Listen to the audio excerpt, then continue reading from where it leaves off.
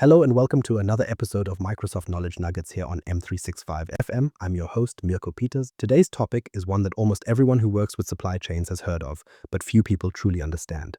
Dynamics 365 Transportation Management. Here's the problem. A customer places an order. Stock sits in the warehouse. A carrier needs a pickup time. The customer expects delivery, and later a freight bill lands on someone's desk. For years, those steps lived in separate spreadsheets, phone calls, rate sheets, and handoffs between teams, and that creates gaps.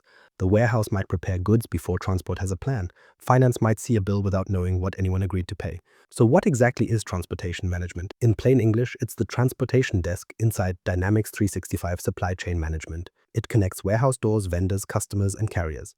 We'll plan loads, choose routes and rates, ship goods, and check freight charges. By the end of this episode, you'll see how all these pieces fit together to make your work life easier. Why transportation management exists? Let's start with a basic truth. Physical goods don't move just because a sales order exists on a screen. They need a truck, a trailer, a container, or another way to travel. Someone needs to know where the goods start, where they need to arrive, how much space they take up, when they need to leave, and what the trip should cost. Now, when you picture one box going to one customer, it sounds simple. But a real company might send many orders from the same warehouse on the same day, receive goods from several vendors, and move stock between its own sites at the same time. Each movement has people, dates, space, and money attached to it. Without a shared system, each team sees only its own piece. Sales sees the customer order. Purchasing sees the vendor order. Warehouse staff see the items they need to pick, pack, receive, or put away. The transport team sees a list of things that must move, often after everyone else has already done their part. That's where delays and confusion start. Here's a concrete example. Imagine a warehouse has 10 customer orders ready for the same city. If nobody connects those orders before booking transport, the company might arrange several partly filled trips, or the carrier might arrive before the warehouse knows which goods belong on the vehicle. The goods are ready, but the movement isn't planned. So transportation management gives that movement a place inside Dynamics 365 Supply Chain Management. It's not a separate consumer shipping app where you type in a tracking number and watch a parcel move across a map. Instead, it works with the business records already inside the connected platform. An order creates the need for goods to move. Warehouse work prepares the goods. Transportation management plans how those goods travel between locations. Think of it like the transportation desk in an office building. The sales team brings a customer request to the desk. Purchasing brings news that a vendor will send goods in. The warehouse brings the actual stock and the loading doors. The transportation desk connects those requests to the company's transport plan. There are two main directions. Inbound transportation means goods travel into your business. You've ordered items from a vendor, and those items need to reach your warehouse. Sometimes the vendor controls that trip, sometimes your company arranges it. Either way, you need a clear plan for getting the goods to the right place and receiving them when they arrive. Outbound transportation means goods travel out of your business. A customer has ordered products, the warehouse prepares them, and a carrier or company vehicle takes them to the customer. Both flows deal with movement, but the starting point differs. Inbound starts with a purchase order and a vendor. Outbound starts with a sales order and a customer. There's also a third type that beginners often miss: transfer orders. A transfer order moves stock between your own company locations. Maybe one warehouse has too much stock and another warehouse needs it. No customer purchase is involved, but the physical goods still need transport. In Dynamics 365 Transportation Management, transfer orders belong to the outbound scenario and can be planned alongside sales orders. That makes sense when you picture the loading dock. Whether a pallet travels to a paying customer or to another company warehouse, somebody still needs to arrange the vehicle, reserve space, and send it out from the same door. So this connected approach replaces the old chain of separate lists and phone calls with shared information. The order tells the system what needs to move. The warehouse prepares the items. Transportation management turns that need into a transport plan. Once goods need to move, the system first needs a workable shipping plan. Planning the load. Today's knowledge nugget is about something every logistics team needs, but often explains differently: planning a load. You can start planning transportation from either orders or shipments. I'm Mirko Peters from M365 FM, and let me clear up a myth right away. A shipping plan doesn't start from scratch. It starts from records you already have. A sales order holds what a customer bought. A purchase order lists what a vendor needs to send. A shipment groups those items into a more focused shipping record, ready to be combined with others. So which starting point should you use? That depends on how your company works. Some teams plan early, looking directly at order lines. Other teams create shipments first, then decide what travels together. Both paths lead to the same question: what should go on the same vehicle? Here's the simplest definition. A load is the digital record for a planned movement of goods. You can picture it as one truck, one trailer, one container, or one collection of shipments that travel together. It gives you one place to see which goods belong together before physical work starts.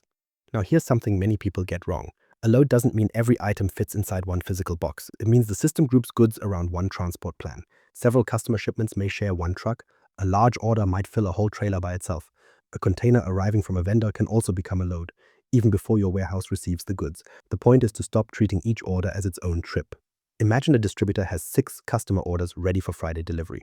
All 6 sit in the same area, and each order fills only part of a truck. Sending 6 half-empty vehicles wastes space and creates 6 separate transport jobs. The team can instead group compatible shipments into one load. Compatible means they can reasonably travel together.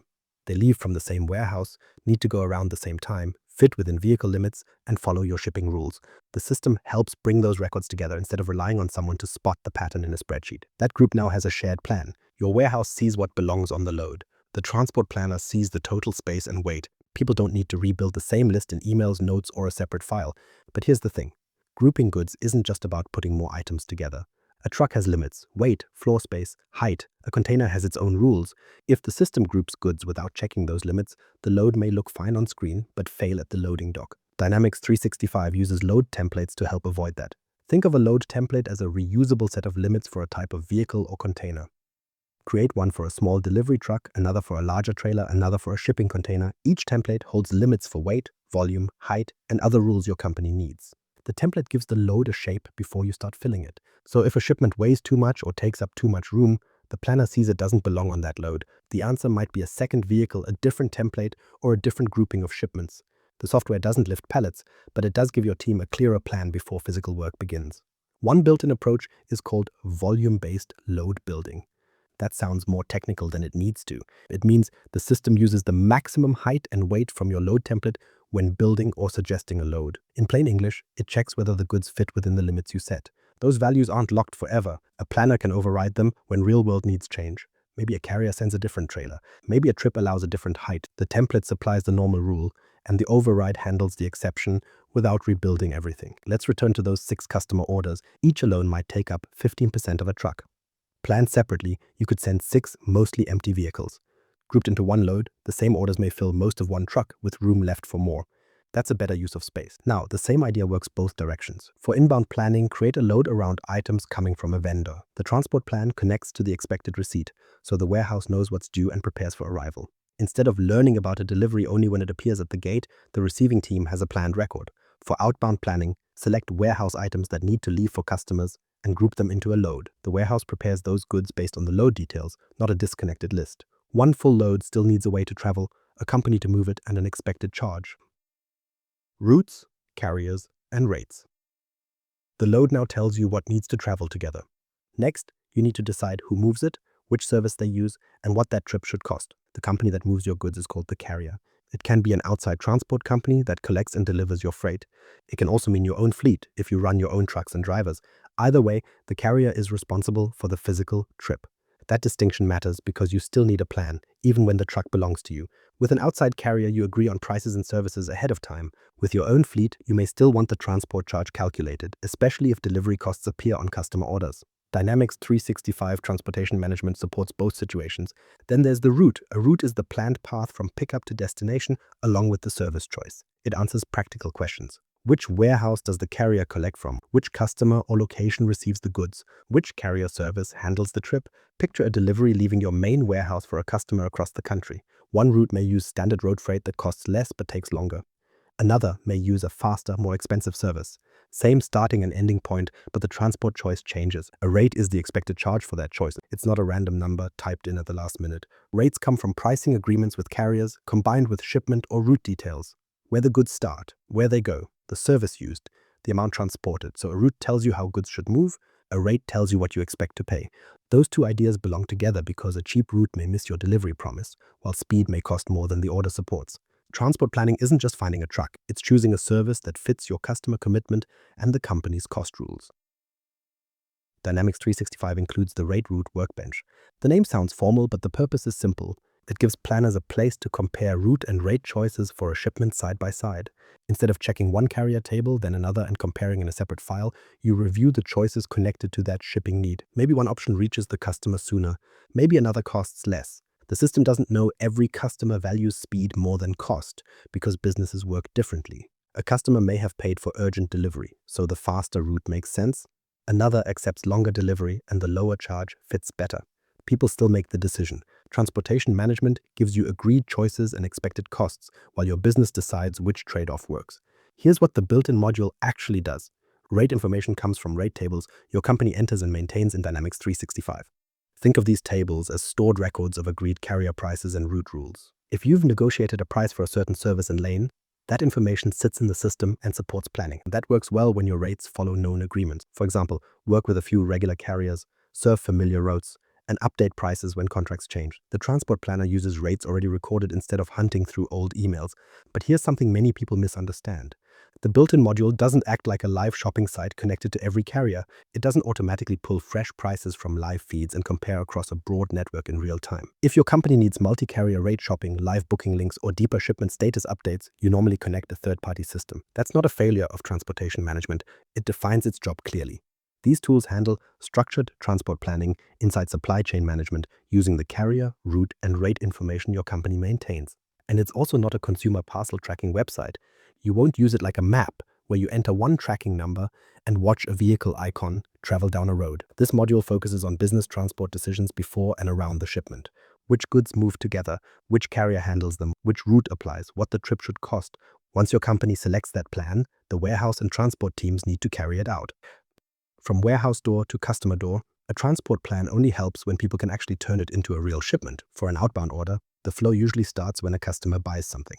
The sales order tells the business what the customer wants, where it needs to go, and when it should arrive. That order becomes a shipment, and the shipment joins a planned load with other goods traveling on the same trip. Then the warehouse takes over. Workers pick the items from storage, pack them, and bring them to the right loading area. Because the shipment belongs to a load, the team can see which goods need to leave together and which carrier will collect them.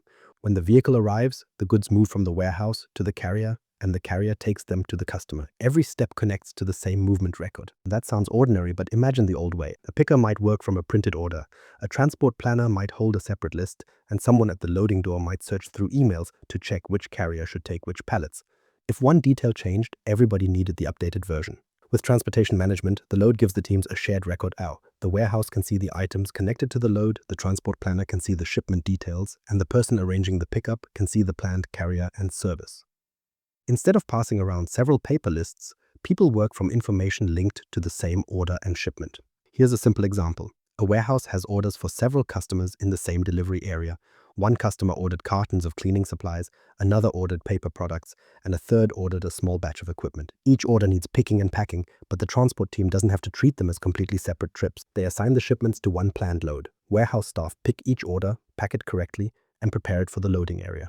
The load record tells them that all those shipments travel together. When the carrier arrives, the team hands over the goods for one planned movement instead of trying to match loose pallets to a driver at the last minute. The customer still receives their own order. Behind the scenes, though, the business planned that delivery as part of a larger movement. That link helps the warehouse work with the transport team instead of working ahead of it or waiting for instructions that arrive too late. Inbound transportation follows the same connected idea, just in the other direction. A purchase order tells you that your company expects goods from a vendor. When your business arranges the transport, a planned inbound load connects the incoming items to the trip before the goods reach the warehouse. The vendor sends the shipment, the carrier brings it to your site, and the warehouse receives it. Receiving staff can prepare because they know what should arrive. They can check the planned load against the goods that turn up at the dock. Oh, much clearer than a truck appearing with little warning and someone trying to work out which purchase order the pallets belong to. Transfer orders fit this process too. One company site sends stock out while another company site receives it. The first warehouse prepares the items and ships them, and the second warehouse expects the same items and receives them into its stock. No outside customer sits at the end of that trip, but the company still needs a clear handoff between the two locations. The load connects the sending and receiving work around one planned movement. Customer delivery choices also stay connected to the shipping decision. If a planner chooses a faster carrier service because a customer needs goods quickly, that choice connects to the shipment. If the business uses a lower cost service because the delivery date allows it, that choice connects too. People can trace the delivery cost back to the route and carrier choice that created it. The vehicle may leave the dock and the goods may arrive safely, but the work still isn't finished. The carrier sends a freight bill afterward, and somebody needs to check it. Freight costs and reconciliation. The goods have left the warehouse and the delivery may even be complete. Then the carrier invoice arrives. That invoice needs checking because the amount on the bill should connect back to the transport choice the company planned earlier, including the carrier, route, service, load details, and expected freight charge. During planning, Dynamics 365 can calculate an expected transport charge from the company's rate information. That expected amount gives the business a starting point before the carrier asks for payment. Later, the carrier sends its freight invoice. Freight reconciliation means comparing that invoice with the rate and shipment details already recorded in the system. In plain English, the company checks whether the carrier charged what the company expected for the service that actually moved the goods. Imagine the plan showed a charge of $500. The carrier invoice also shows $500 and the shipment details match. That bill has a clear path through the checking process because the planned record and the invoice agree. But invoices don't always match the plan. Maybe the rate table was wrong, maybe the carrier billed for a different service, or maybe the load changed after planning and a charge needs an explanation. Without a connected record, finance may only see an invoice number and an amount, then spend time asking the warehouse and transport team what happened. Transportation management keeps the transport decision connected to that check. Rules can compare the carrier invoice with the expected amount and planned shipment information. When the details fit within the company's accepted rules, the invoice can move forward. When the details don't fit, the system sends the difference for someone to review. That means people don't approve every freight charge blindly. A transport planner may need to confirm that the carrier used a different service, or someone in finance may need to ask why an extra charge appeared. The point isn't to assume every mismatch is wrong, AO. The point is to notice the mismatch before payment. This joins operations and finance around the same shipment. The transport team chooses a carrier and service. That choice creates an expected cost. The warehouse sends the goods, and finance checks the later invoice against the record of what the company planned. Each team sees a different part, but they're looking at connected information. The built-in process has a clear scope, though. Companies that need large-scale, highly automated freight auditing often add a third-party transportation management system. Those tools can bring deeper carrier connections and more automated checking rules.